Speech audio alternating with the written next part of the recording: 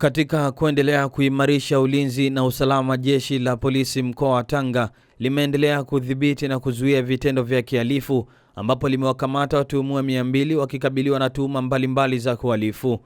Akizungumza na waandishi wa habari, kamanda wa jeshi la polisi mkoa wa Tanga Almachus Mchunguzi amesema kuwa kati ya watuhumiwa hao waliokamatwa, baadhi ya watuhumiwa kujihusisha na matumizi na biashara za dawa za kulevya, uwizi pamoja na kupatikana na nyaraka za serikali kinyume cha sheria. Kutokana na operesheni zilizofanyika, jumla ya watuhumiwa 200 walikamatwa kwa tuhuma za kujihusisha na uhalifu wa aina mbalimbali, ikiwemo wa kujihusisha na dawa za kulevya, unyang'anyi, wizi, kupatikana na mali dhaniao kuwa za wizi, nyara za serikali, uharibifu wa miundombinu, noti bandia pamoja na makosa mengine ya jinai. Aidha, watuhumiwa ambao upelelezi wa kesi zao ulikamilika na kufikishwa mahakamani, jumla ya watuhumiwa 51 walipatikana na hatia na kuhukumiwa vifungo mbalimbali katika makosa ya kulawiti, kubaka, kuzini na maalim, kusafirisha dawa za kulevya, wizi wa mifugo, kuvunja na kuiba, kujeruhi, kutishia kuua, kuingia nchini bila kibali pamoja na makosa mengine. Miongoni mwa waliohukumiwa na makosa makubwa, watuhumiwa 2 walihukumiwa kifungo cha miaka 30 gerezani kwa makosa ya kulawiti ambao ni Julius Mustafa, na kosa la kuzini na maalim ambaye ni Kilimo Isaya, huku mtuhumiwa mmoja akihukumiwa kifungo cha miaka 30 gerezani kwa kosa la kusafirisha dawa za kulevya ambaye ni Sadiki Waziri. Pia watuhumiwa wengine walihukumiwa vifungo vya miaka 5 gerezani kwa makosa ya wizi wa mifugo na makosa mengine ya jinai.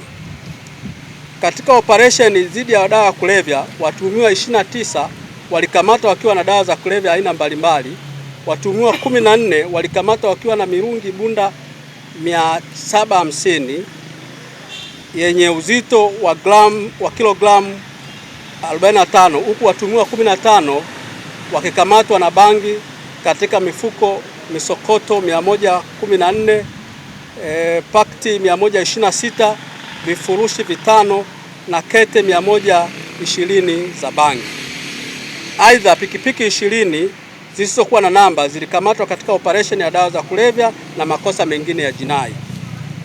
Katika matukio mengine, watuhumiwa 5 walikamatwa wakiwa na nyara za serikali na mali zinazohusiana na wanyamapori, huku watuhumiwa wengine wakikamatwa na vifaa vya miundombinu ya TANESCO, miundombinu ya barabara, noti bandia za fedha ya Kenya, televisheni 10, simu za mikononi 25 pamoja na mali mbalimbali zinazozaniwa kuwa ni za wizi. Hapa akizungumzia hali ya usalama barabarani, amesema jeshi limeendelea kudhibiti ajali za barabarani. Katika kudhibiti ajali za usalama barabarani kwa kipindi hicho cha Juni 1, 2026 hadi Julai 16, 2026, jumla ya madereva 10,028 walikamatwa kwa kukiuka sheria za usalama barabarani.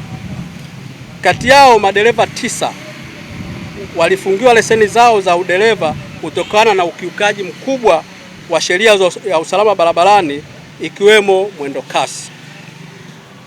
Jeshi la polisi mkoa wa Tanga linaendelea na utoaji elimu kwa wananchi, ikiwa ni hatua ya kuendelea kujenga ushirikiano wa kubaini na kuzuia uhalifu. Operesheni mbalimbali katika maeneo yote ya mkoa kuhakikisha usalama unaendelea kuwepo katika mkoa wa Tanga. Nikiripoti kutoka mkoani Tanga, mimi ni Yusuf Msangazi wa Nyota Rez TV.